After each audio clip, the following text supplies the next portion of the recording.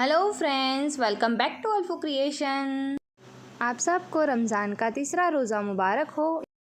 तो यहाँ पे मैं फ़्रेश धनिया साफ़ कर रही हूँ। इफ्तारी की तैयारी भी स्टार्ट हो चुकी है। आज धनिया बहुत ही फ्रेश और अच्छी आई थी, तो मैंने वहाँ पे धो के सुखा के रख दी थी और अब सारी की सारी मैं कट कर रही हूँ।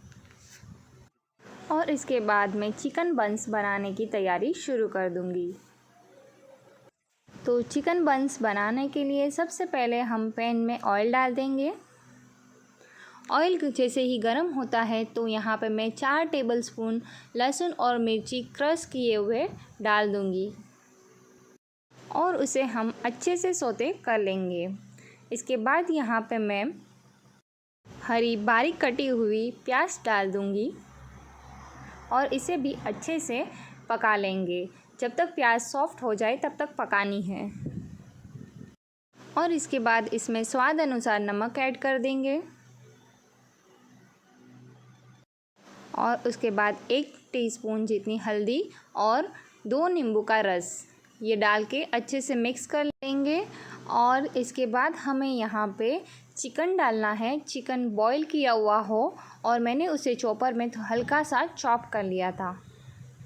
अब सारे मसाले को हमें अच्छे से मिक्स कर लेना है और इसे हमें ठंडा होने देना है। और जब ये ठंडा हो जाए उसके बाद हम इसमें फ्रेश कोरिएंडर मिक्स कर देंगे। तो मैं यहाँ पे बहुत सारी कोरिएंडर अंदर मिक्स कर रही हूँ। इसका टेस्ट बहुत ही अच्छा आएगा बंस में। तो बंस का मसाला रेडी हो चुका है। अब हम बंस के लिए आटा गूंदना शुरू कर देंगे। तो यहाँ पे मैंने प्लेटफॉर्म साफ़ कर लिया था और मैं टिश्यू पेपर से और भी साफ़ कर रही थी। टिश्यू पेपर एकदम क्लीन आया था, मतलब प्लेटफॉर्म अच्छे से क्लीन हो चुका था। यहाँ पे 1 किलो आटा लेना है मैदे का और इसमें 4 टेबलस्पून मिल्क पाउडर ऐड करेंगे। अगर आपको मिल्क पाउडर ऐड नहीं करना है तो आप जो भी आटा गूँधोगे वो दूध के साथ गूँधोगे। और यहाँ पे मैंने आधा ग्लास नीम गर्म पानी लिया है। ये ज़्यादा ना गर्म है ना ज़्यादा ठंडा है। इसके अंदर 2 टेबलस्पून जितनी ईस्ट मिक्स करेंगे और 2 टेबलस्पून जितनी चीनी मिक्स करेंगे और 1 टेबलस्पून जितना नमक ऐड करेंगे।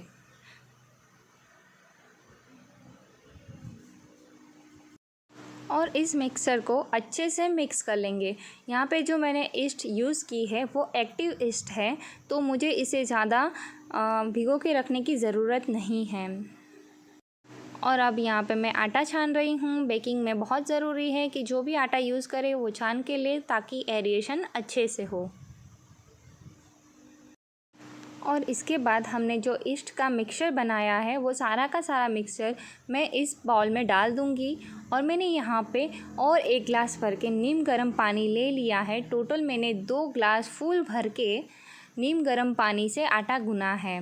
तो आपको भी सेम पानी से ही आटा गूँधना है। तकरीबन अगर आपका आधा किलो आटा है तो आपको 400 ml जितना पानी कंपलसरी लगेगा। और ये मैदे पे भी डिसाइड करता है कि कभी कभी कोई मैदा ज़्यादा पानी भी ऑब्ज़र्व करता है, तो 350 ml के से 400 ml के अंदर ही वो पानी एब्ज़ॉर्ब करता है। और इस बन के लिए हमें आटा नरम ही गूँधना है, बस उसे मसल मसल के चिकना करना है। बट आटा तो हमें नरम ही गूँधना है, इतना नरम कि वो हमारे हाथों में चिपकना चाहिए। और जब आटा हाथों में चिपकता है तो ऑयल अच्छे से यूज़ कीजिए और ऑयल जैसे ही डालोगे तो आटा चिपकना बंद हो जाएगा। और इसी तरह इसे मसल मसल के चिकना करना है और आपको कंपलसरी 10 मिनट तक इसे अच्छे से मसलना है। आटा अगर थोड़ा सा भी सख्त होगा तो बन सख्त हो जाएंगे, तो कोशिश करें कि प्लेटफॉर्म पे ही आटा गूँधें ताकि अच्छे से आप मसल सके उसको। और यहाँ पे एंड पे मैं यहाँ पे सब लोग जो ऑयल यूज़ करते हैं, मैं यहाँ पे नीम गर्म पानी उसके ऊपर लगा रही थी और बस उसे ढक के रख दूँगी। और इसके बाद चिकन ब्रेड बनाने की प्रिपरेशन स्टार्ट हो चुकी थी। यहाँ पे सारी सब्जियां मैं कट कर रही थी और ये आप देखोगे कि मैंने जो इसे सेट किया था तो ऑरेंज, हरा और वाइट कलर, तो अगर मैंने प्याज बीच में सेट किए होते तो माशाल्लाह तिरंगा बन जाता था। और यहाँ पे पूतू साइड में चिकन शेड कर रहा था। चिकन अच्छे से बॉईल हो चुका था और उसके बोन भी हमने सेपरेट कर लिए थे। दूसरी तरफ हमारा आटा भी रेस्ट कर चुका था। मैंने इसे ज़्यादा देर तक नहीं रखा था, 10 मिनट में ये आटा अच्छे से रेस्ट कर चुका था। आटे को जब भी टच करो तो ऑयल हाथों में ज़रूर लगा लें ताकि आटा आपके हाथों में ना चिपके और आटा अच्छे से स्ट्रेच हो, मतलब कि आटा आपने अच्छे से मसल लिया है। तो अब मैं यहाँ पे बंस बनाना स्टार्ट कर दूँगी। बंस बनाने के लिए मैंने एक आटे का लुआ लिया हुआ है और इसे मैं थोड़ा सा बेलन की मदद से बेल लूँगी। ज़्यादा बड़ा नहीं बेलना है और ज़्यादा मोटा भी नहीं बेलना है। और यहाँ पे बीच में मसाला सेट कर देंगे और उसकी चारों किनारियों को अच्छे से पकड़ के और उसे अच्छे से पैक कर लेंगे। तो मैंने यहाँ पे और एक बार भी करके दिखाया है जिसमें आप अच्छे से देख पाओगे। ये थोड़ा दूर से आया था और इसे उल्टा करके फिर अच्छे से रोल कर लेना है और ये काम प्लेटफॉर्म पे ही कंपलसरी करना है तो ये अच्छा हो पाएगा। और इसके बाद मैंने एक मोल्ड पे बटर पेपर ले लिया था और मैंने उसके ऊपर ये बॉल रख दिया था। ये देखो, मैंने आपको बताया था कि मैंने एक नज़दीक से भी शूट किया है तो आप अच्छे से उसमें देख पाओगे। आपको सारी की सारी किनारी अच्छे से लेके तो जॉइंट कर लेनी है और आपको पीछे की साइड तो प्रॉब्लम नहीं आएगी अगर थोड़ा सा भी खुला रहता है, लेकिन आगे की साइड को आपको बहुत ही स्मूथ करना है तो ये बंस अच्छे से दिखेंगे और अच्छे से बनेंगे। तो इसी तरह हमें हमारे सारे बंस रेडी कर लेने हैं और एक ट्रे में सेट करते जाना है। और यहाँ पे जोक ऑफ द डे, पुतू ने कहा थोड़ा सा आटा और दे दो मुझे, और यहाँ पे देखो मसाला बिल्कुल भी नहीं बचा था, आधा चम्मच से भी कम था। तो वो उसको मैंने बताया कि ये मसाला जाने दो, तो उसने बोला कि नहीं, मैं छोटा सा बन बना लूँगा। और ये देखो वो छोटा सा बन बना रहा है। तो एंड में आप देखोगे कि पुतू का पुतू बन कैसा बना था। हालांकि पुतू ने आज फर्स्ट टाइम ही बन को रोल किया था, लेकिन उसने अच्छे से रोल कर लिया था और ये बिल्कुल मेरी कॉपी कर रहा था। देखो जैसा मैं कर रही हूँ बिल्कुल वैसा ही वो करता जा रहा था। यहाँ पे सारे के सारे बंस जो है मैंने एक ट्रे में सेट कर लिए थे और पुतू ने भी अपना बन सेट कर लिया था। और इसे हम 200 डिग्री सेल्सियस पे पका लेंगे 10 से 15 मिनट तक। कलर आ जाएगा तो आप समझ जाओगे कि बंस बेक हो चुके हैं। और जैसे ही बंस बेक हो जाते हैं तो हमें इसके ऊपर बटर लगा देना है। तो यहाँ पे पुतू जो है बटर लगा रहा था, लेकिन बटर मेल्ट नहीं हुआ था, तो वो बस चम्मच की मदद से बंस पे बटर लगा रहा था और उसने बाद में ब्रश से स्प्रेड कर लिया था। और बटर लगाने के बाद तुरंत ही उसने अपना बंस निकाल लिया था, क्योंकि आजकल सारी चीज़ें वही चेक करके बता रहा था। तो वो बताता है कि मैं इसे भी चेक करके बताता हूँ कि ये कैसा बना है, और उसने ये ओपन करके आपको दिखा रहा है और उसने कहा कि ये बहुत ही टेस्टी बना था। तो यहाँ पे मैं इसे प्रेस कर रही हूँ तो इसकी सॉफ्टनेस आप देख सकते हो।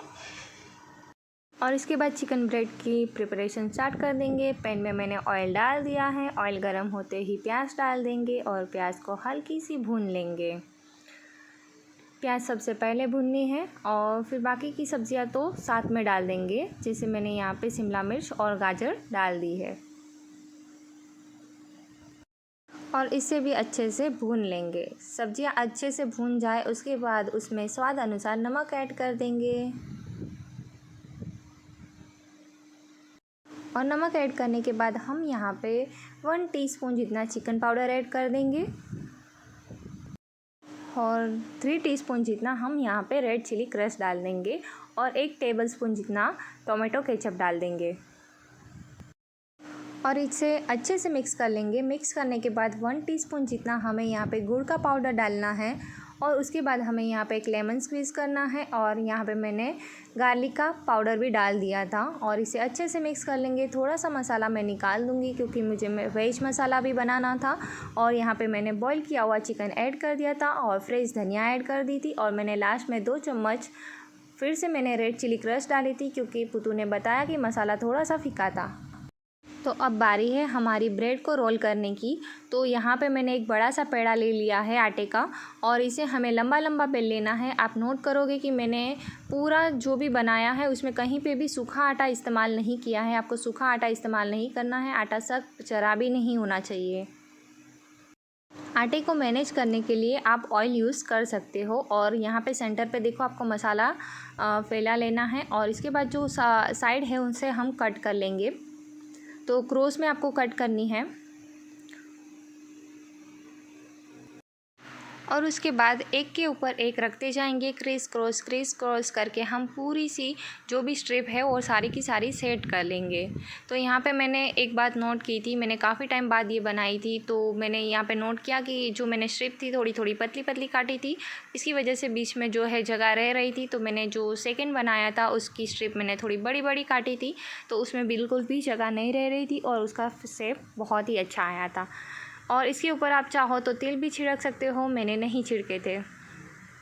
और यहाँ पे मैं और एक रोल करके दिखा रही थी जिसकी स्ट्रिप मैंने बड़ी बड़ी काटी थी, तो उसका शेप बहुत ही अच्छा आया था, फिनिशिंग के साथ अच्छे से वो रोल हुई थी। अच्छा, काफ़ी लोग जब भी ब्रेड बेक करते हैं तो ऊपर एग वॉश लगाते हैं या फिर मिल्क वॉश लगाते हैं। मैं कुछ भी नहीं लगाती हूँ, मेरी ब्रेड का कलर ऐसे ही आ जाता है। तो बस इसका यही रीज़न है कि आटा जो है अगर अच्छे से हमने उसे मसला होगा और उसका जो पानी का बैलेंस है वो अच्छा सा होगा तो कलर अपने आप अच्छा सा आ जाएगा। यहाँ पे मैंने सारी की सारी देखो रोल कर ली है। पे एक जो ट्रे थी उसमें 5 ही आ रही थी, तो मैंने उसमें 5 ही बस फिल की थी और बेक करने रख दी थी। यहाँ पे ये देखो बेक हो चुकी है 200 डिग्री सेल्सियस पे 15 से 20 मिनट के लिए बेक करना है। कलर आ जाए तो आप समझना कि ब्रेड जो है वो बेक हो चुकी है। और ये पुदू की बनाई ब्रेड दिखाने पे उसका रिएक्शन देखो। और इसके बाद हमें अब वेज बंस की तैयारी करनी है। तो जो मसाला मैंने निकाला था उसमें मैंने बॉइल्ड पोटैटो ऐड कर दिए थे और उसे अच्छे से मैश कर लिया था। और इसके ऊपर हम ग्रीन कोरिएंडर डाल देंगे। अब मेरे हाथों में जो कोरिएंडर लगी हुई थी वो आटे में भी अच्छे से चिपक गई थी, तो मुझे भी आइडिया मिल गया कि मैं इसके ऊपर ना ग्रीन कोरिएंडर ही लगा देती हूँ। इसकी वजह से क्या होगा कि मुझे पता चलेगा कि कौन से बंस जो है वेज है और कौन से नॉन वेज है। सेम मेथड से इसे भी रोल करना है और बेक करना है। यहाँ पे मैं केक प्रीमिक्स बनाने की शुरुआत कर चुकी थी। तो केक प्रीमिक्स बनाने के लिए सारे के सारे मेज़रमेंट प्रॉपर होने चाहिए, तो मैं इसे बराबर से मेज़रमेंट कर रही थी और मैंने 150 ग्राम जितना मैदा लिया है। यहाँ पे थोड़ा ज़्यादा हो गया था तो मैं चम्मच की मदद से निकाल रही हूँ और प्रॉपर नाप के आपको 150 ग्राम मैदा लेना है। और हमें 10 ग्राम जितना कॉर्नफ्लोर लेना है और उसके बाद हमें 30 ग्राम जितना कोको पाउडर लेना है। तो जब मैं कोको पाउडर मेज़रमेंट कर रही थी तो मेरी मशीन ने मुझे धोखा दे दिया था और वो बीच में ही बंद हो चुकी थी, जो आप आगे देखोगे। तो यहाँ पे जो कोको पाउडर था वो मेज़रमेंट सही से नहीं हुआ था, ये देखो बंद हो चुकी। तो इसलिए मैंने ना ये किया था कि सारे के सारे मेज़रमेंट अभी मैंने प्रॉपर कर लिए थे। टेर करके मैंने सारी चीज़ें वापस से अच्छे से नाप ली थी और मैंने सारा का सारा आटा जो है एंड में पूरा चेक किया था, तो 295 ग्राम आया था और हमें टोटल 300 ग्राम होना चाहिए। तो बस यही बात थी कि मैंने फिर बाद में 5 ग्राम जितना कोको पाउडर ऐड किया था और आपको यहाँ पे 110 ग्राम की जितनी चीनी ऐड करनी है, चीनी पीसी हुई लेनी है। तो बहुत ही सिंपल सा मेज़रमेंट है कि 150 ग्राम मैदा है तो 110 ग्राम चीनी, 30 ग्राम जितना कोको पाउडर और 10 ग्राम जितना कॉर्नफ्लोर, और ये सारी चीज़ें अच्छे से मिक्स कर लेनी है। और उसके बाद मैं यहाँ पे जो बेकिंग पाउडर और बेकिंग सोडा के लिए अलग ट्रे लूँगी क्योंकि वो बहुत छोटा सा मेज़रमेंट होता है। तो 6 ग्राम जितना बेकिंग पाउडर लेना है और 4 ग्राम जितना बेकिंग सोडा लेना है। आज मशीन थोड़ा सा ट्रबल कर रही थी तो मुझे वहाँ पे ज़ीरो से वो हिल ही नहीं रहा था। तो ये देखो बस बेकिंग, और बाद में वो 5 ग्राम हो गया था तो मैंने 1 ग्राम जितना निकाल लिया था। और जो सॉल्ट है वो आपको 1/4 टीस्पून लेना है और 3 पिंच भर के आपको सिट्रिक एसिड डालना है और ये सारी चीज़ें इस प्रीमिक्स में मिक्स कर देनी है। ये प्रॉपर प्रीमिक्स बनेगा आपका और इससे बहुत ही सॉफ्ट और अच्छा सा स्पॉन्ज बन के रेडी हो जाएगा। क्योंकि ऑलमोस्ट जब केक बनाते हैं तो हम यहाँ पे शुगर सिरप ऐड करते ही है बाद में, तो इसकी वजह से ये बहुत ज़्यादा मीठा नहीं बनेगा। तो आप डोंट वरी, ये प्रॉपर मेज़रमेंट है और इसमें 240 ml जितना मिल्क डाल देना है और ऐसे अच्छे से मिक्स करना है। और इसके बाद हम यहाँ पे जो 1 फुट वाला जो कप होता है ना वो वाला और 60 ml जितना हम यहाँ पे ऑयल मिक्स कर देंगे और इस बैटर को अच्छे से मिक्स करके तो बेक होने रख देंगे। 180 डिग्री सेल्सियस पे हमें इसे बेक करना है और जिस टिन में बेक करना है उसे हम बटर पेपर लगा लेंगे उसमें, और ये 15 से 20 मिनट के अंदर बेक हो जाएगा। आप उसमें लकड़ी की स्टिक डाल के चेक कर लेना है, अगर क्लीन निकलती है तो स्पॉन्ज बेक हो चुका है। अब हम इसमें बटर पेपर लगाते हैं तो ये बिल्कुल भी ट्रबल नहीं देता है और आसानी से निकल जाता है। बहुत ही स्पॉन्जी केक बन के रेडी हो चुका था, बहुत ही नरम था। इसके बाद यहाँ पे मैं कसाटा आइसक्रीम की प्रिपरेशन स्टार्ट कर दूँगी, जिसके लिए मैंने यहाँ पे 2 कप जितना मिल्क लिया है और दूसरी बाजू मैंने 1/4 कप के नाप से 2 बार मिल्क पाउडर लिया था और 2 बार मैंने कॉर्नफ्लोर लिया था। और इस मिक्सचर में ये दूध ऐड करते जाएंगे और उसे अच्छे से मिक्स कर लेना है। कोई भी लम्प्स नहीं रहने चाहिए, लम्प्स फ्री बैटर बनना चाहिए अच्छे से, तो आप ये बात ध्यान रखें। और इसके बाद हमें इसे गैस पर धीमी आंच पर कंटिन्यू स्टर करते हुए पकाना है, तो बिल्कुल भी चिपकना नहीं चाहिए और आंच बहुत ही ज़्यादा धीमी होनी चाहिए और गाढ़ा होने तक पका लेना है। और उसके बाद आपको यहाँ पे 3 कप जितनी व्हिप क्रीम लेनी है और बहुत ही ज़्यादा चिल्ड होनी चाहिए, मतलब ज़रा भी उसमें बर्फ़ नहीं होनी चाहिए और चिल्ड अच्छे से होनी चाहिए।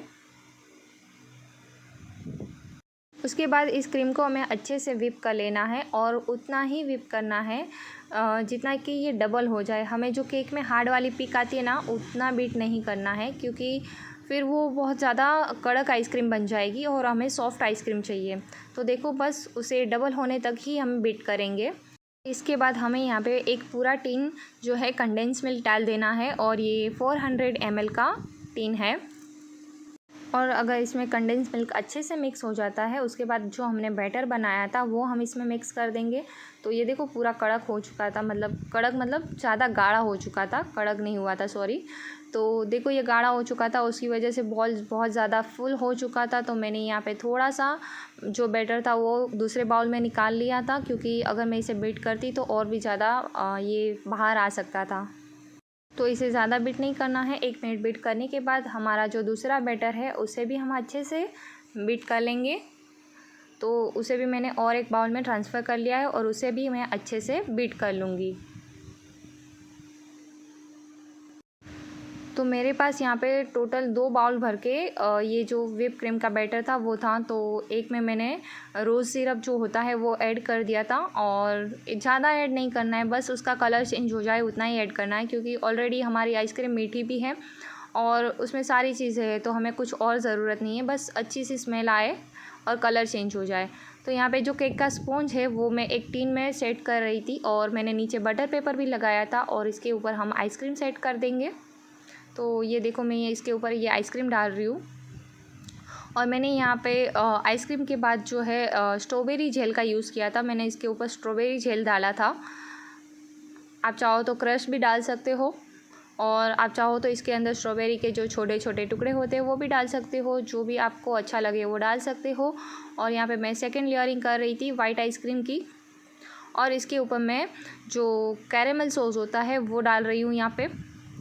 और फिर मैं लकड़ी की जो स्टिक है उससे थोड़ी बहुत डिज़ाइन बना लूँगी।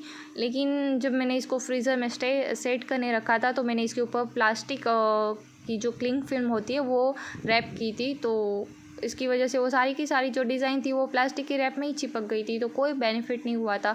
तो बस आप इसे अच्छे से मिक्स कर ले और मेरी तरह डिज़ाइन ना देने बैठे।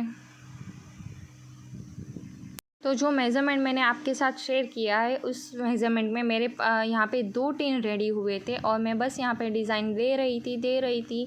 मैं ट्राई कर रही थी कि बहुत अच्छी सी डिज़ाइन बने, लेकिन इस डिज़ाइन देने का कोई भी बेनिफिट नहीं हुआ था। सारी की सारी डिज़ाइन जो है वो प्लास्टिक की शीट पे स्टिक हो चुकी थी और फ्रीज़र में इतनी जगह नहीं थी, तो थोड़ा सा टिन जो है टेढ़ा था, इसकी वजह से सारा शेप ख़राब हो गया था।